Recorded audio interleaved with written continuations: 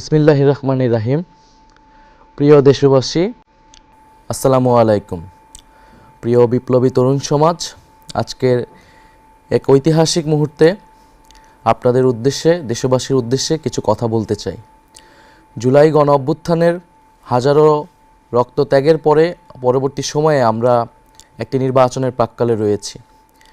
জুলাই গণ অভ্যুত্থানে সেই সময় বাংলাদেশের তরুণ সমাজ, বাংলাদেশের শ্রমিক, বাংলাদেশের আপামর সাধারণ মানুষ, প্রবাসে থাকা বাংলাদেশিরা এবং ফ্যাসিবাদ বিরোধী রাজনৈতিক কর্মীরা সকলে আমরা ঐক্যবদ্ধভাবে লড়াই করেছিলাম একটি নতুন বাংলাদেশের জন্য।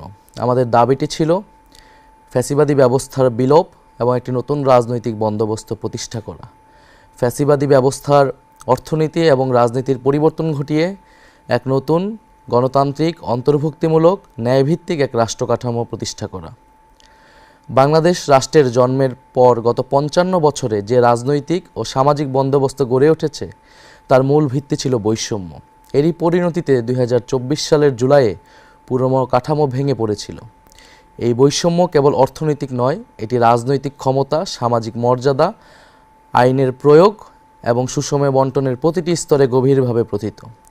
রাষ্ট্র পরিচালনার দায়িত্বে যারা ছিল এবং ক্ষমতাসীনদের সংস্পর্শে পৌঁছাতে পেরেছে তারাই শুধু নিজেদের ভাগ্য বদলে নিয়েছে। বিপরীতে সাধারণ মানুষ, শ্রমজীবী শ্রেণী এবং প্রান্তিক জনগোষ্ঠী সর্বক্ষেত্রে বঞ্চিতই থেকে গিয়েছে। স্বাধীনতার পর রাষ্ট্রের মূল প্রতিশ্রুতি ছিল সাম্য, মানবিক মর্যাদা ও সামাজিক ন্যায় বিচার। কিন্তু বাস্তবে রাজনৈতিক আনুগত্যই হয়ে উঠেছে সামাজিক ও অর্থনৈতিক সাফল্যের প্রধান শর্ত। চাকরি, ব্যবসা, শিক্ষা, নিরাপত্তা এবং বিচার ব্যবস্থাতেও প্রভাবশালীদের জন্য অবৈধ ও বিশেষ সুযোগ তৈরি করা হয়েছে। ক্ষমতার কাছাকাছি থাকা রাজনীতিক, আমলা ও দুর্নীতিগ্রস্ত ব্যবসায়ীদের একটি চক্র রাষ্ট্রীয় সম্পদ, ব্যাংক ব্যবস্থা এবং উন্নয়ন প্রকল্পকে ব্যবহার করে নিজেদের সম্পদ বাড়িয়েছে, আর সাধারণ মানুষের জীবনের মৌলিক প্রয়োজন পূরণের সংগ্রামী ব্যস্ত থেকেছে। বাংলাদেশের উন্নয়ন পরিকল্পনা গড়ে উঠেছে রাজধানী ঢাকাকে কেন্দ্র করে। পরিকল্পিতভাবে এই মহানগর ও তার আশেপাশে বসবাসকারী ২ কোটি মানুষের চাহিদা পূরণের লক্ষ্যে বড় বড় সব অবকাঠামো, অর্থনৈতিক সুযোগ সুবিধা, শিক্ষা ও চিকিৎসা ব্যবস্থা গড়ে তোলা হয়েছে।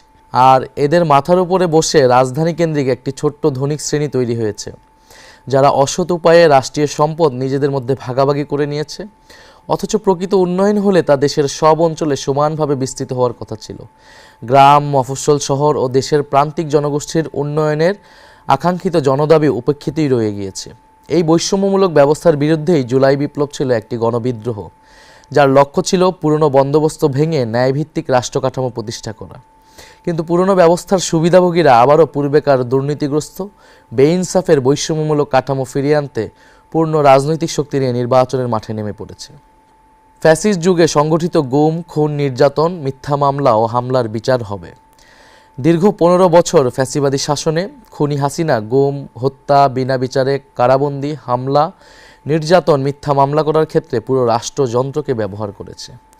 এতে আওয়ামী লীগ ও তার ছাত্রলীগ সহ সকল অঙ্গ সংগঠন, police, RAB, BJP, DGFI, NSI এমন সকল সরকারি বাহিনী ও সংস্থাকে সক্রিয়ভাবে কাজে লাগিয়েছে।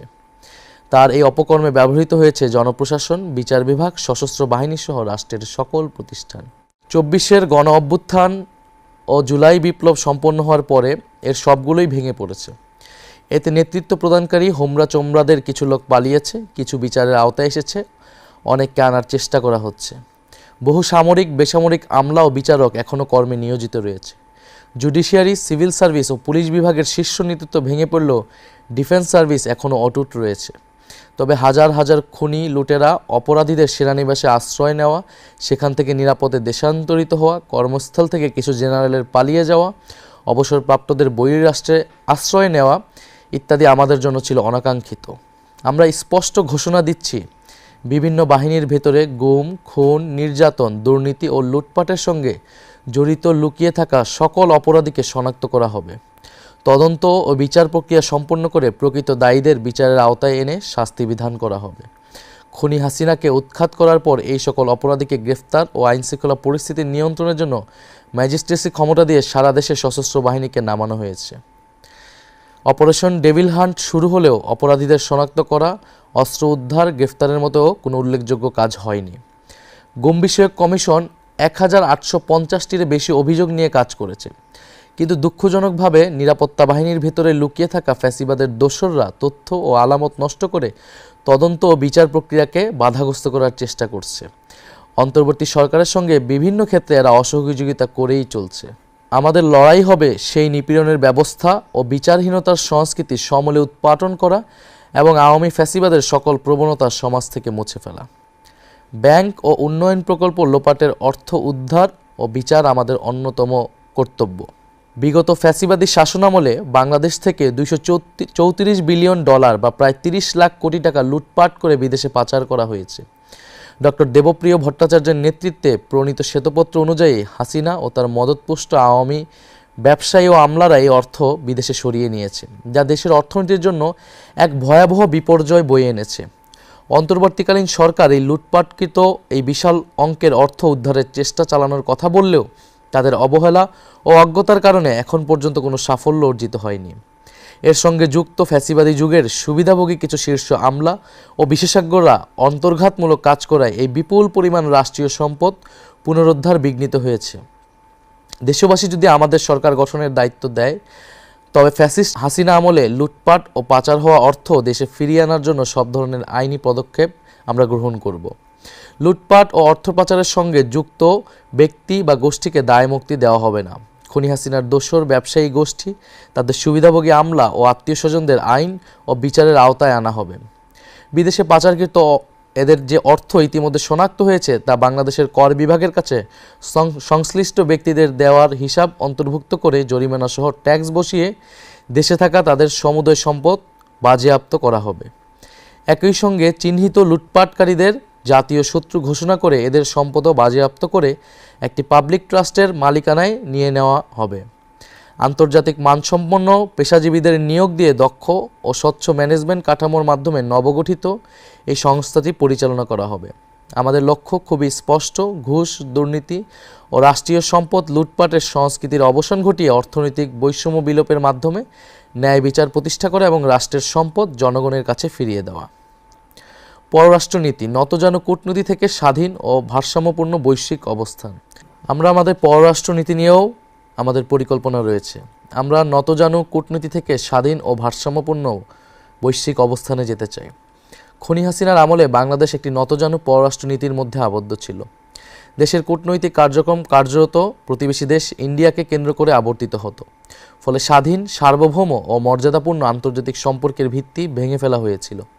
15 বছরের ফ্যাসিস্ট দুঃশাসন কায়েম করা ও জারি রাখার সফল পরিকল্পনা তা বাস্তবায়ন এবং পরিচালিত হতো পার্শ্ববর্তী দেশ থেকে। বাংলাদেশের সকল রাষ্ট্রীয় প্রতিষ্ঠানকে দুর্বল করে ফেলা, শাসন ব্যবস্থাকে গণবিরোধী করে তোলা এবং গণতান্ত্রিক ব্যবস্থাকে অকেজো করে দেওয়ার সকল আয়োজন করা হয়েছে ইন্ডিয়ার ইচ্ছা অনুযায়ী। বছরের পর বছর ধরে সীমান্তে নির্বিচারে গুলি করে ইন্ডিয়ার খুনে বাহিনী বিএসএফ শত শত বাংলাদেশি নাগরিককে হত্যা করলেও খুনি হাসিনার সরকার চুপ করে থেকেছে।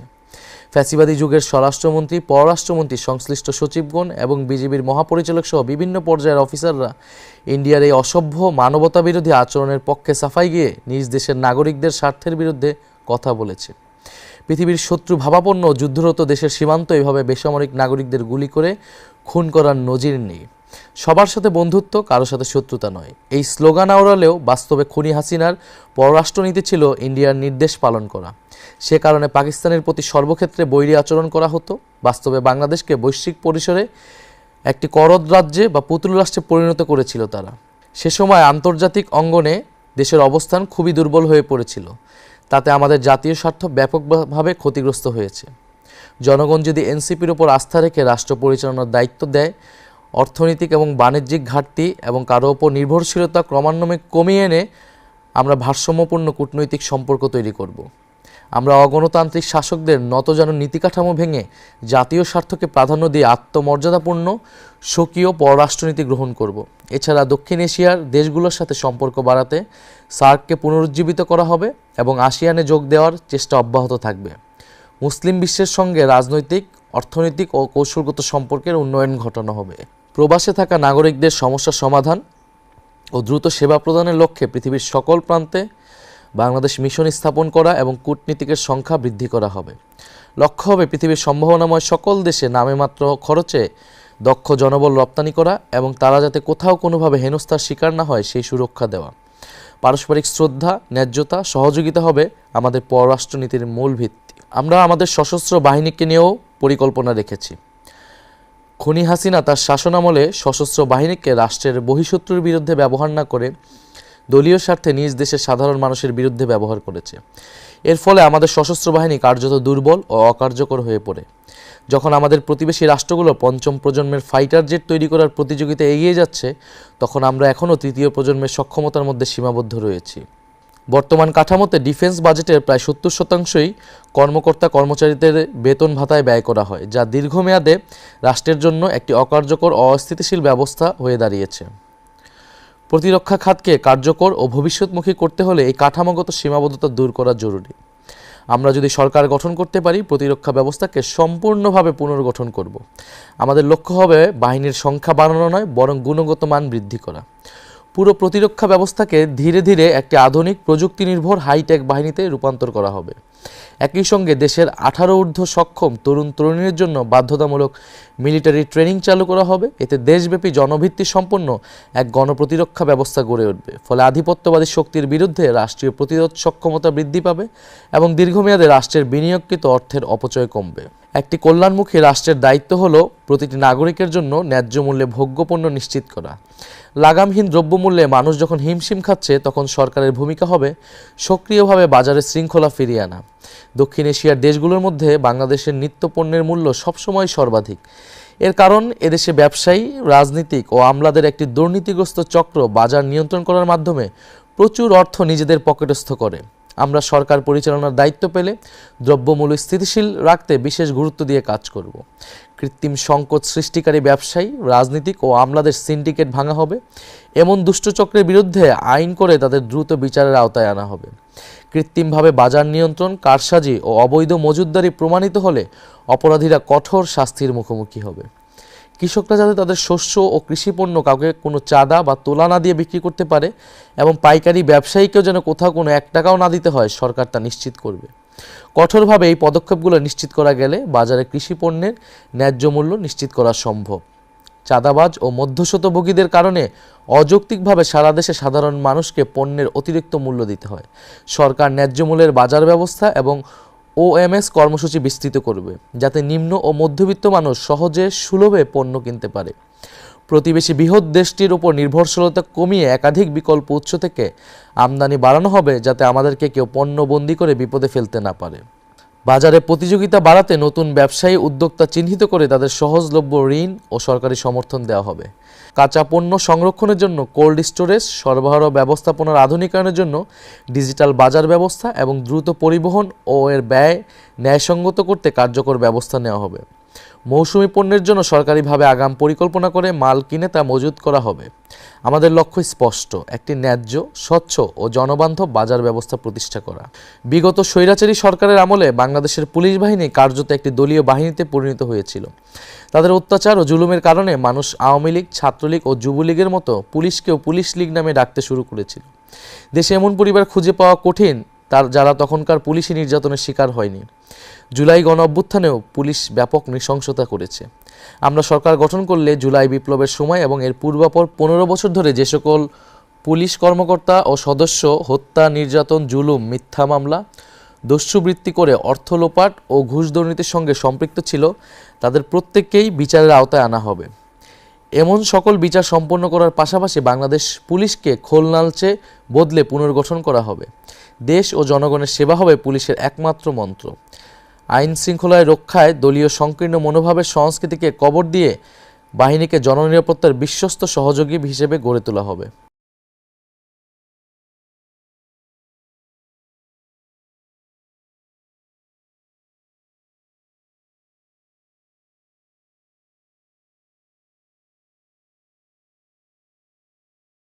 দুর্নীতিগ্রস্ত ব্যবস্থার বিরুদ্ধে লড়াই শুরু করেন।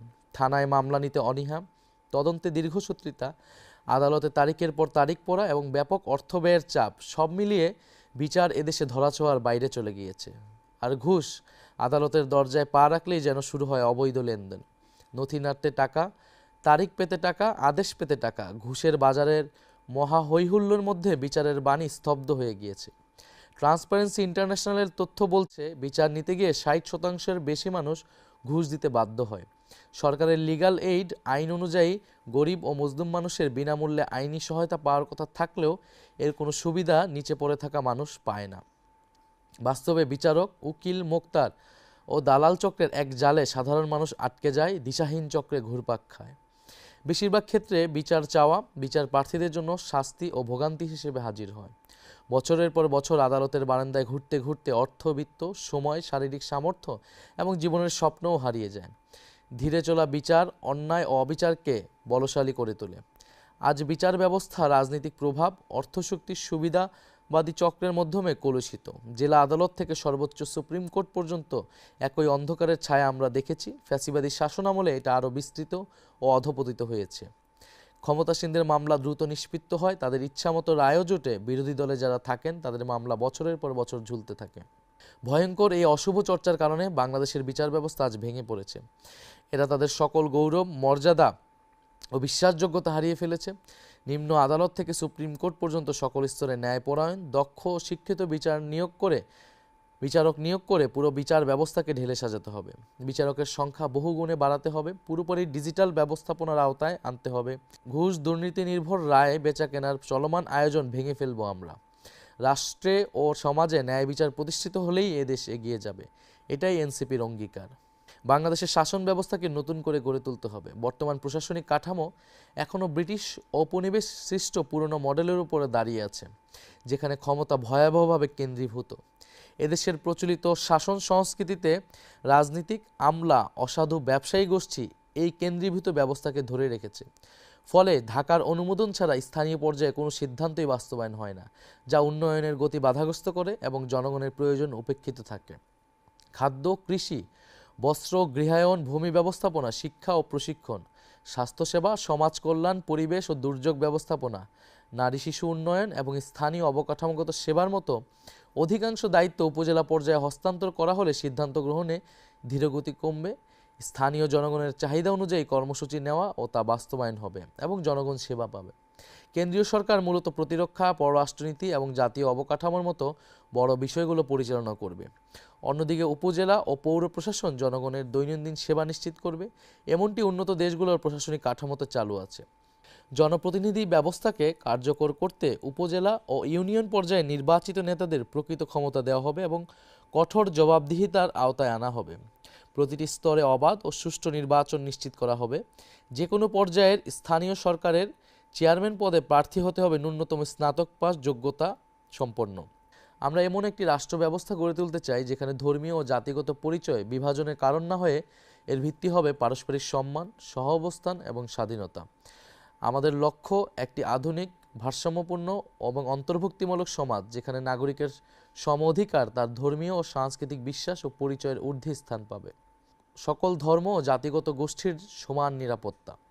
সংখ্যালঘু হলেও কোনো নাগরিক যেন বৈষম্য বা সহিংসতার শিকার না হয় তা নিশ্চিত করা হবে। আইন প্রয়োগের ক্ষেত্রে রাষ্ট্র নিরপেক্ষ থাকবে। ধর্মীয় বা জাতিগত পরিচয়ের কারণে কোনো বিভেদ বা বৈষম্য মেনে নেওয়া হবে না। আমাদের স্বপ্ন এমন একটি বাংলাদেশ গড়ে তোলা যেখানে মানুষ তার ধর্ম, বর্ণ বা জাতিগত পরিচয়ে নয়, বরং মানুষ হিসেবেই এবং নাগরিক হিসেবেই মূল্যায়িত হবে। ভারসাম্যপূর্ণ রাষ্ট্র ব্যবস্থা। বাংলাদেশ কখনোই আফগানিস্তান হবে না, এটা বাংলাদেশই থাকবে। অনুকরণীয় হতে পারে মালয়েশিয়া বা তুরস্কের মতো ধর্মানুরাগী উদারনৈতিক সমাজ। ধর্ম থাকবে ব্যক্তিগত বিশ্বাস ও সামাজিক সাংস্কৃতিক চর্চার জায়গায়, আর রাষ্ট্র পরিচালিত হবে আইন, ন্যায় বিচার ও ইনসাফের ভিত্তিতে। ধর্মের মূল্যবোধ এবং নৈতিকতা রাষ্ট্র পরিচালনার ক্ষেত্রে সহায়ক হতে পারে। পোশাকের স্বাধীনতা নিশ্চিত করা। প্রত্যেক নাগরিক নিজের বিশ্বাস, সংস্কৃতি ও ব্যক্তিগত পছন্দ অনুযায়ী পোশাক নির্বাচন করার পূর্ণ স্বাধীনতা ভোগ করবেন। একজন ধর্মবিশ্বাসী নারী যেমন হিজাব বা বোরকা পরতে পারবেন, তেমনি অন্য সকলে যেভাবে আধুনিক পোশাক পরেন তা পরিধানের পূর্ণ স্বাধীনতা থাকবে।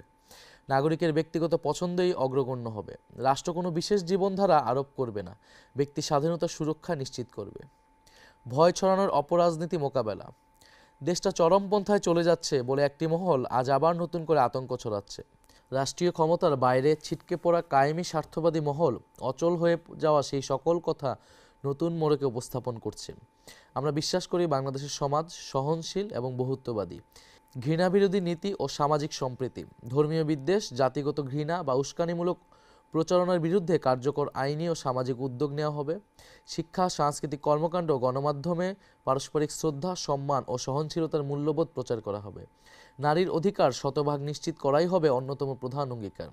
আমরা বিশ্বাস করি কর্মক্ষেত্রে, শিক্ষাঙ্গন, যানবাহন, জনসমাগমস্থল, এমনকি ঘরের ভেতরেও নারীর নিরাপত্তা নিশ্চিত করতে হবে। সরকারি চাকরি, রাজনীতি, জাতীয় সংসদ, স্থানীয় সরকার সহ সকল পর্যায়ে নারীদের যৌক্তিক অংশগ্রহণের সুযোগ অবারিত করা হবে। গৃহস্থলে সহিংসতা, যৌন হয়রানি সহ সকল ধরনের নারী নির্যাতনের ক্ষেত্রে জিরো টলারেন্স নীতি গ্রহণ করা হবে। অতীতের অনুসরণযোগ্য দৃষ্টান্ত রয়েছে। সরকারের অ্যাসিড নিক্ষেপের মতো ভয়ঙ্কর ঘটনা কঠোর আইনের মাধ্যমে নিয়ন্ত্রণ আনতে সক্ষম হয়েছে। অতীতের অনুসরণযোগ্য দৃষ্টান্ত রয়েছে। সরকার অ্যাসিড নিক্ষেপের মতো ভয়ঙ্কর ঘটনা কঠোর আইনের মাধ্যমে নিয়ন্ত্রণে আনতে সক্ষম হয়েছে। তেমনি নারী সুরক্ষার ক্ষেত্রেও প্রান্ত থেকে কেন্দ্র পর্যন্ত প্রচলিত আইনগুলোর কঠোর প্রয়োগ করা গেলে এমন অপরাধ কমে যাবে। নারী নির্যাতনের বিরুদ্ধে জনপ্রতিরোধের সংস্কৃতি গড়ে তোলা প্রয়োজন। নারীদের প্রতি হওয়া সাইবার বুলিংয়ের বিরুদ্ধে আমরা কঠোর পদক্ষেপ গ্রহণ করব। নারীদের উচ্চশিক্ষার জন্য আমরা আরও উদ্যোগ গ্রহণ করব এবং নারীরা যাতে রাজনীতিতে আরও সুযোগ পায় সে ধরনের ব্যবস্থা গ্রহণ করা হবে, যেটা অলরেডি জুলাই সনদে আমাদের প্রস্তাবনায় ছিল। অন্য রাজনৈতিক দলগুলোর সহযোগিতা না থাকার কারণে আমরা সেটা এবার বাস্তবায়ন করতে পারিনি। স্বাস্থ্য ও চিকিৎসা, ভবন আছে, ডাক্তার আছে, সেবা নেই। খাতা কলমে উন্নয়নের গল্প যতই শোনা যাক, বাস্তবতা সম্পূর্ণ ভিন্ন। কাগজে কলমে দেশে ডাক্তার, নার্সের অভাব নেই, হাসপাতাল, ক্লিনিকেরও কমতি নেই। বড় বড় ভবন আছে, ঝকঝকে আধুনিক যন্ত্রপাতিও আছে, কিন্তু সাধারণ মানুষ কি সেই সেবা পাচ্ছে? না, তা অধরাই থাকছে। কারণ স্বাস্থ্যখাত প্রাতিষ্ঠানিক লুটপাটের সংস্কৃতির কাছে জিম্মি হয়ে গেছে, যা চিকিৎসা সেবার মতো মহান পেশাকেও ভয়ঙ্কর এক পণ্যে পরিণত করেছে। সরকারি হাসপাতালের গেট থেকে কাউন্টার, সর্বত্র ফাঁদের জাল। সরকারি হাসপাতালের গেট পেরোলেই রোগীকে ঘিরে ধরে দালাল চক্র। যে দেশে বিনামূল্যে চিকিৎসার কথা বলা হয়, সেখানে ট্রলি ঠেলতে কিংবা ওয়ার্ডে একটি সিট পেতেও গরিব মানুষকে টাকা গুনতে হয়। হাসপাতালে কেন্দ্র থেকে কোটি টাকার ওষুধ যায়, অথচ কাউন্টারে গিয়ে রোগী শুনে সাপ্লাই নেই। সেই ওষুধই পেছনের দরজা দিয়ে বাইরে বিক্রি হয়ে যায়। একজন রোগী যখন বাঁচার আশায় হাসপাতালে আসেন, তখন চিকিৎসার বদলে শুরু হয় টেস্ট বাণিজ্য। কোটি টাকার এমআরআই বা সিটি স্ক্যান মেশিন মাসের পর মাস প্যাকেটবন্দি হয়ে পড়ে থাকে, কিংবা নষ্ট হওয়ার অজুহাত দেখানো হয়। একটাই উদ্দেশ্য, কমিশন ভিত্তিক প্রাইভেট ক্লিনিকে রোগী পাঠানো। অকারণে ধরিয়ে দেওয়া হয় অপ্রয়োজনীয় টেস্টের লম্বা তালিকা। দিন শেষে মধ্যবিত্ত ও দরিদ্র মানুষ সর্বশান্ত হয়, কিন্তু কাঙ্ক্ষিত সেবাটুকু পায় না। এই মুহূর্তে আমাদের নতুন হাসপাতালের সংখ্যা বাড়ানোর থেকেও হাসপাতাল ব্যবস্থাপনা ঠিক করা এবং দুর্নীতি দূর করাটা প্রধান কর্তব্য। কারণ অপচয় করার মতো অর্থ রাষ্ট্রের নেই। সমস্যা ইট পাথরের দালানে নয়, সমস্যা ব্যবস্থাপনায়, জবাবদিহিতার অভাবে। হাজার হাজার কোটি টাকা ব্যয় করে নতুন ভবন নির্মাণের চেয়ে বিদ্যমান সম্পদের দুর্নীতিমুক্ত ব্যবহার নিশ্চিত করাই সময়ের প্রধান দাবি। অচলায়তন ভাঙার কঠোর সিদ্ধান্ত, এই অচল ব্যবস্থা ভাঙতে আমরা কঠোর সিদ্ধান্ত নিতে চাই। সরকারি চাকরিতে নিয়োজিত কোনো ডাক্তার, নার্স বা স্বাস্থ্যকর্মী বাইরের প্রাইভেট প্র্যাকটিস করতে পারবেন না। জনগণকে নিশ্চিত করতে চাই দেশের সেরা স্পেশালিস্ট চিকিৎসকেরা দিনের কাজ শেষে সরকারি হাসপাতালেই বসে সরকার নির্ধারিত ভিজিট নিয়ে রোগী দেখার ব্যবস্থা করবে। সরকারি সম্পদ লুটপাটের এই সংস্কৃতি আমরা ভেঙে ফেলতে চাই। আমরা এমন একটা স্বাস্থ্য ব্যবস্থা গড়ে তুলতে চাই যেখানে চিকিৎসা শব্দের অর্থ হবে সেবা নিশ্চিত করা।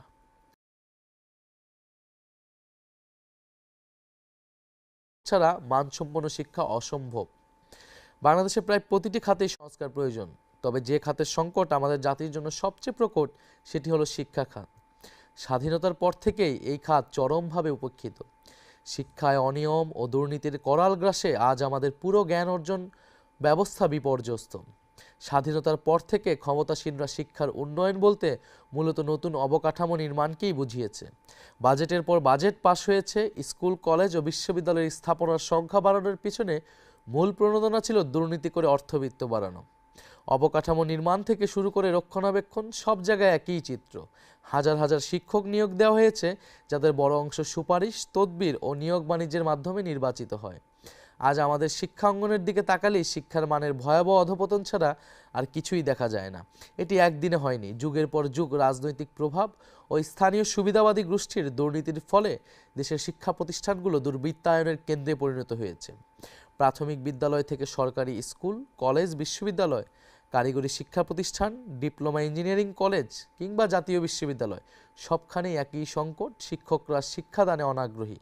তারা নানা ধরনের অনিয়মে ব্যস্ত, কোচিং বাণিজ্যকে তারা মূল পেশায় পরিণত করেছে। সকল স্তরের শিক্ষকরা দলীয় রাজনৈতিক স্বার্থ ও পক্ষে বিভক্ত হয়ে এমন অপকর্মে সময় নষ্ট করেন।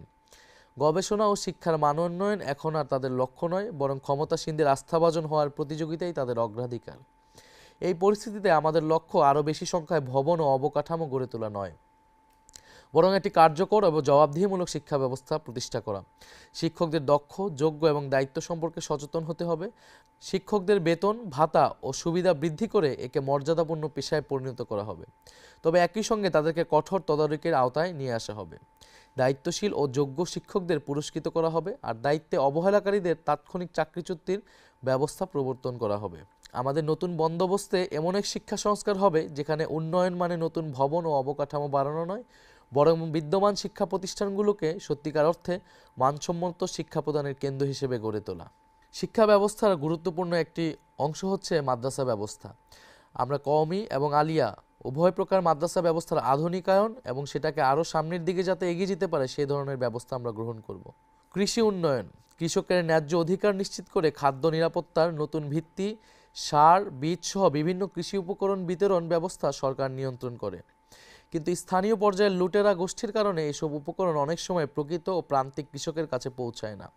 আমরা নিশ্চিত করব যাতে কোনো সিন্ডিকেট বা লুটেরা গোষ্ঠী সার ও বীজ বাজারজাতকরণের কর্তৃত্ব নিজেদের হাতে নিয়ে কৃষকদের কাছ থেকে অধিক মূল্য আদায় করতে না পারে।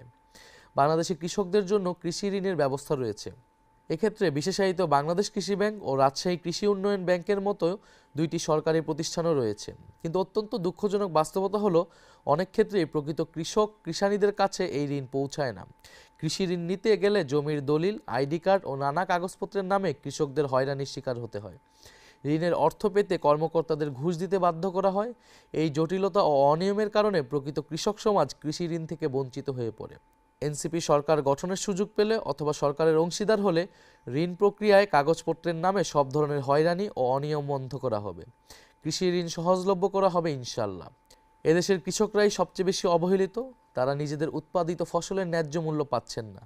বাজারে যখন 1 কেজি সবজির দাম আকাশ ছোঁয়া, তখন মাঠ পর্যায়ে কৃষক সেই একই পণ্য বিক্রি করছেন পানির দরে। সারের দাম বৃদ্ধি, কৃষকের মজুরি এবং হাড় ভাঙা পরিশ্রমের পরে লাভের বদলে তাদের ঘাড়ে ঋণের বোঝা চাপে।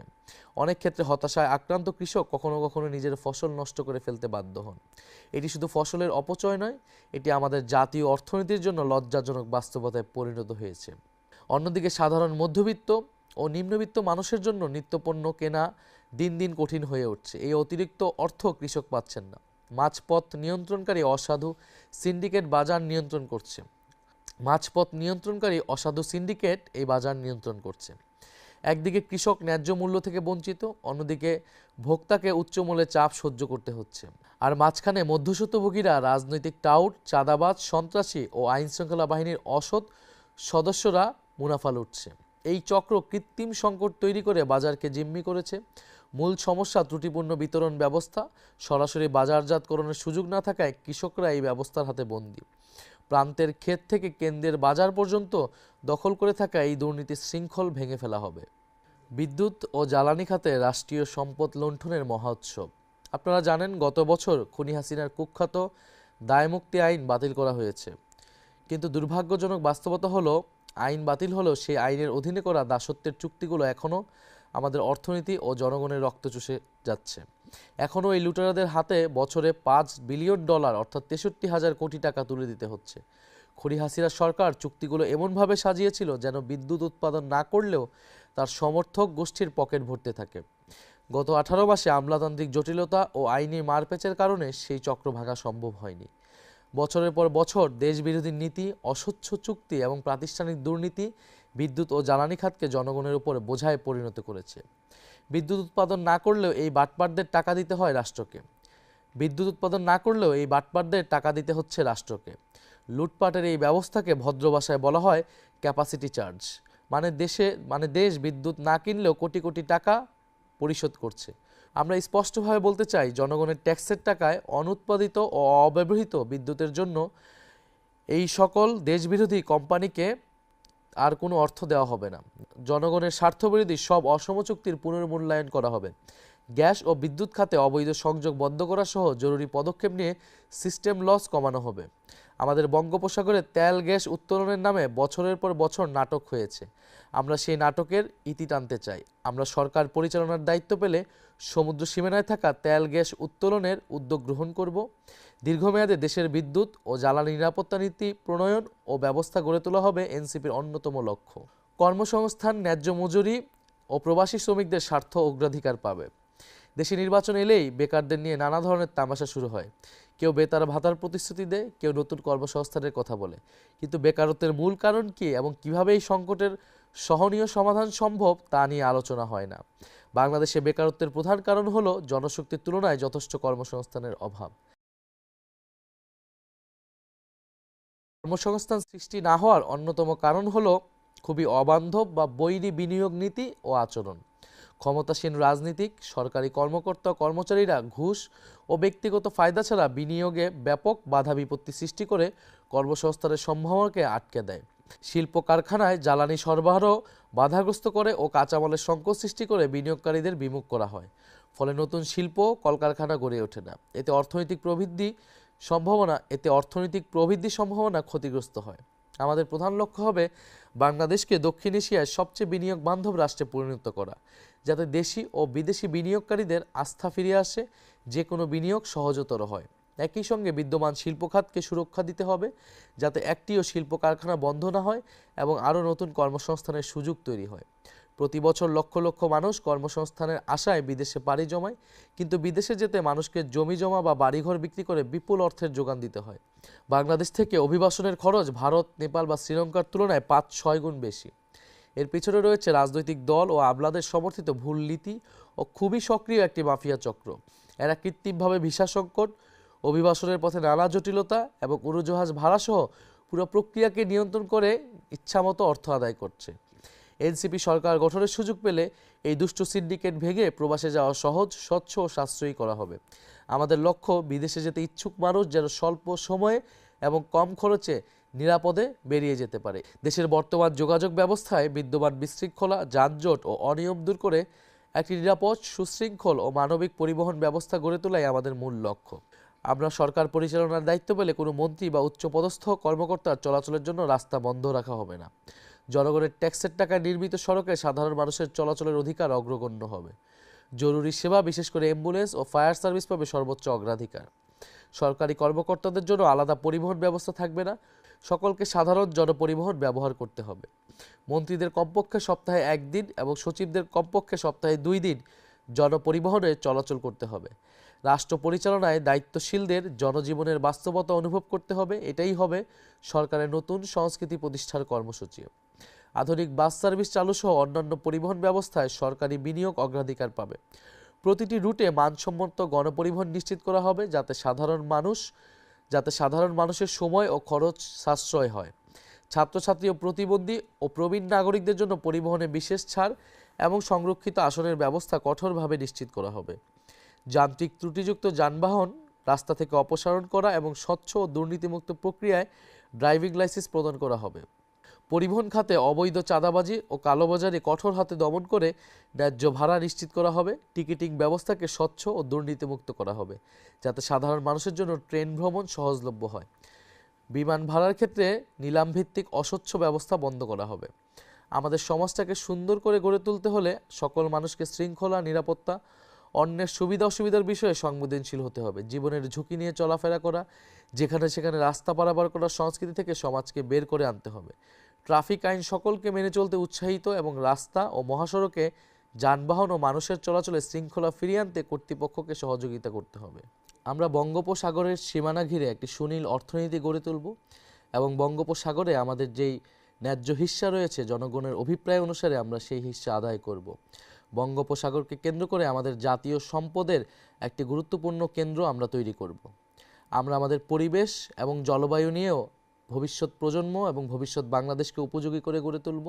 জলবায়ু উদ্বাস্তুদের জন্য আমরা ব্যবস্থা নিব। আমরা পরিবেশ করের ব্যবস্থা করব, যাতে আমরা পরিবেশ দূষণ কমাতে পারি।